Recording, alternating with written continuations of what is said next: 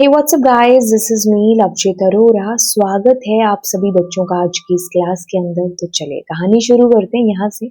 और हम लोग बात करने वाले हैं जी कीज के बारे में। लास्ट क्लास में हम लोग जान चुके थे कि भाई प्रॉपर्टीज क्या है अगर टेबल की बात कर रहे हैं। तो अब हम आज इस क्लास में जानने वाले हैं कीज का फंडा।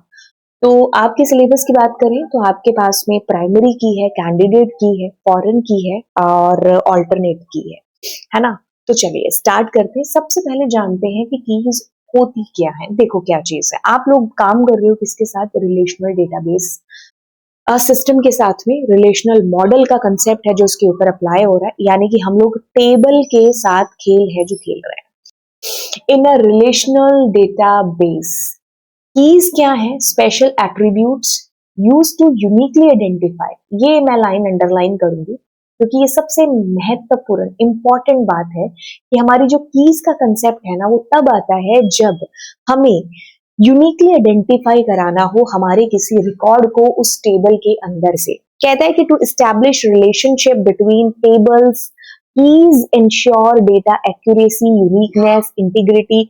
ये सारी की सारी चीजें मेंटेन की जाती है कीज के थ्रू, क्योंकि कीज ना केवल यूनिकली आइडेंटिफाई करा रही है बल्कि अगर आपकी दो या दो से ज्यादा टेबल्स में है ना उसके अंदर से भी आप अपना डेटा इजिली फैच कर पाओ और डेटा की जो एक्यूरेसी है वो बनी रहे। अगर आप मल्टीपल टेबल से भी डेटा को फैच करवा रहे हो, ऐसा नहीं है कि यहाँ कुछ और दे रखा है तो यहाँ कुछ और है ना। तो ऐसा ना हो, तो इसके लिए आप ऑफ कोर्स फॉरेन की है जो देखने वाले हो, उसमें आप देखने भी वाले हो कि क्या इंपॉर्टेंस है फॉरेन की। उसके ना होने से ये सारी चीजें, डेटा इंटीग्रिटी कह लो, चाहे डेटा एक्यूरेसी कह लो, है ना, डेटा की यूनिकनेस कह लो, इन सब पर है जो बहुत फर्क है जो पड़ेगा। हर की अपने आप में इंपॉर्टेंट है।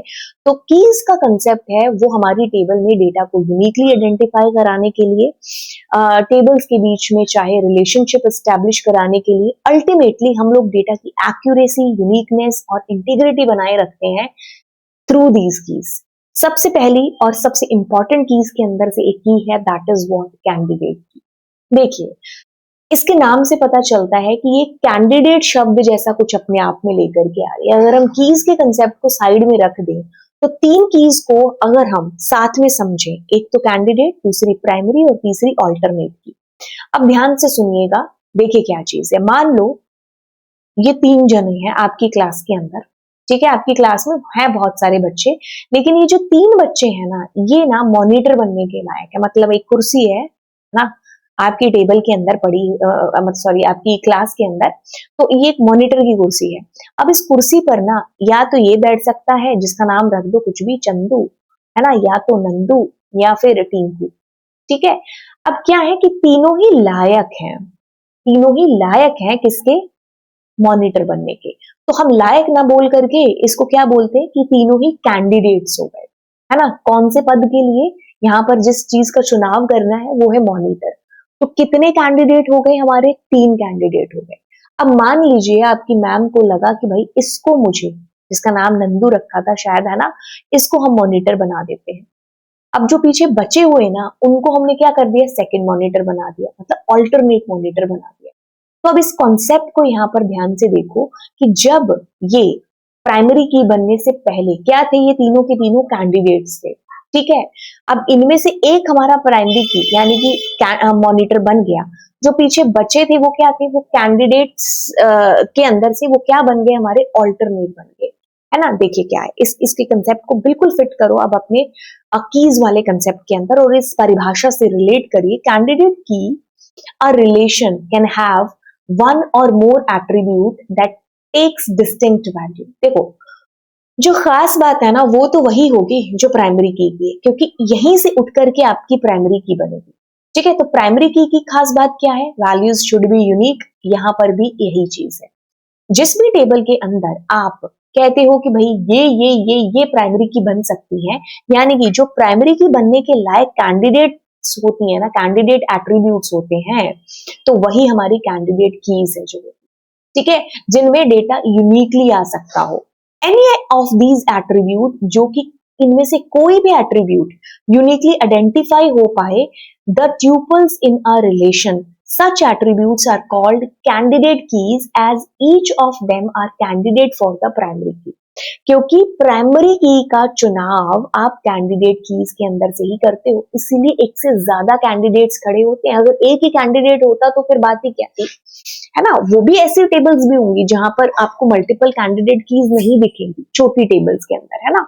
बट एक टेबल के अंदर एक से ज्यादा कैंडिडेट कीज हो सकती है।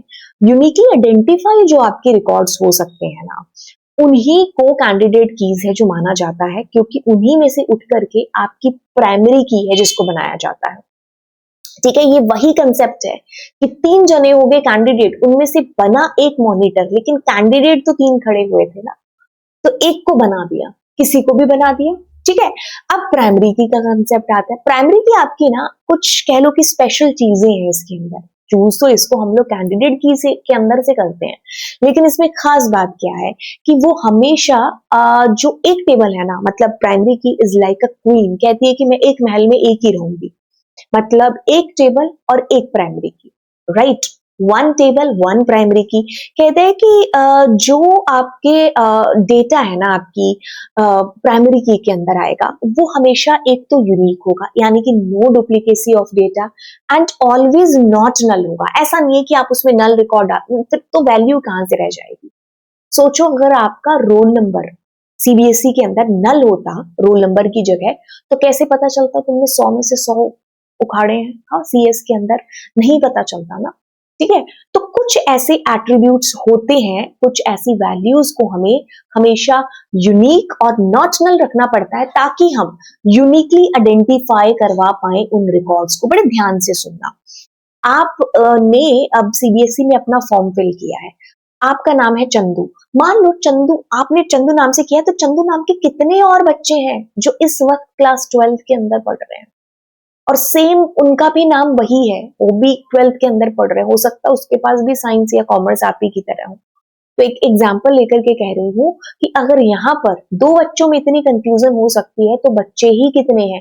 तो अब ऐसे में आपके नाम को प्रायोरिटी ना दे करके आपको एक यूनिक आईडी, यानी कि आपका एक रोल नंबर दिया जाता है, जिसके थ्रू पता करवा पाए कि ये वही चंदू है जो लवजीत मैम से पढ़ा था, जिसके 100 में से 100 आए हैं।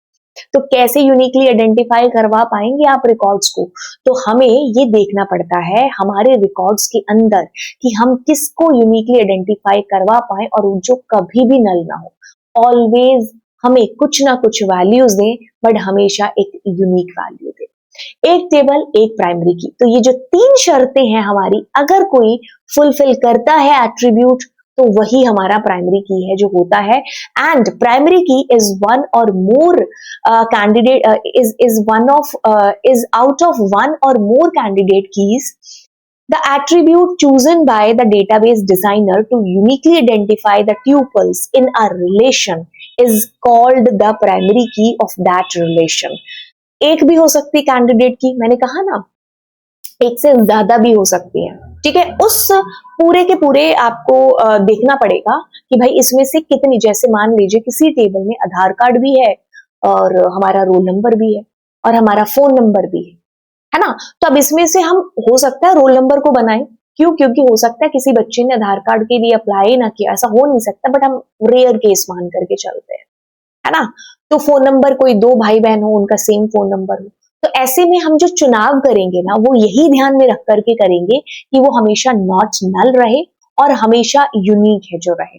ठीक है, द रिमेनिंग, अब देखो अगर आपके पास कैंडिडेट की मोर देन 1 हुई, तो एक तो प्राइमरी की बन गई, बट बाकी बची हुई यार, उनको हमने ऑल्टरनेट कीज का नाम है जो दे दिया।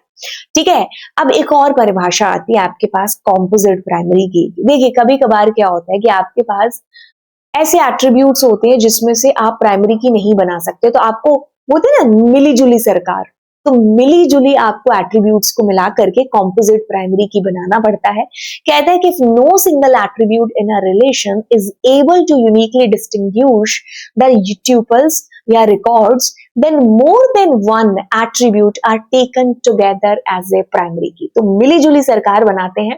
ठीक है, तो यानी अगर कोई इस लायक ही ना हो कि भाई आपके रिकॉर्ड को यूनिकली आइडेंटिफाई करवा पाए, तो फिर उसकी डेट ऑफ बर्थ, उसका नाम वगैरह मिक्स करके फिर एक कॉम्पोजिट प्राइमरी की बनाई जाती है, ताकि उस रिकॉर्ड की आइडेंटिटी तो हो, यूनिकली आइडेंटिफाई तो करवा पाए। कहता है कि सच प्राइमरी की consist of more than one attribute is called the composite primary की। कहता है कि आगे हमारी जो बची हुई कौन सी थी कैंडिडेट में से, एक तो प्राइमरी की बन गया और एक क्या बन गया हमारा कैंडिडेट की मतलब एक तो बन गया प्राइमरी की, जो बाकी जो बचा हुआ था ना उसको हमने ऑल्टरनेट की का नाम दे दिया। बस इतना आपने कर लिया, बहुत है। देखिए अब हम करते हैं अगली, the most important, that is what, हमारी फॉरेन की के कंसेप्ट को। देखिए मेरे ख्याल से फॉरेन की का जो कंसेप्ट है ना उसको हम लोग अगली क्लास में करें तो ज्यादा बेटर रहेगा, नहीं तो क्लास बहुत लंबी हो जाएगी। कोई बात नहीं, इसके बाद की क्लास है जो आप देख लेना, है ना। ऑल्दो मैंने प्लानिंग तो की थी कि इसको इसी क्लास के अंदर कराने की, है ना, लेकिन अभी मेरे को भी थोड़ा टाइम लग रहा है तो मैं इसको नेक्स्ट क्लास के अंदर कराऊंगी आपको, है ना। तो चलिए फिर चलते हैं और मिलते हैं आपको अगली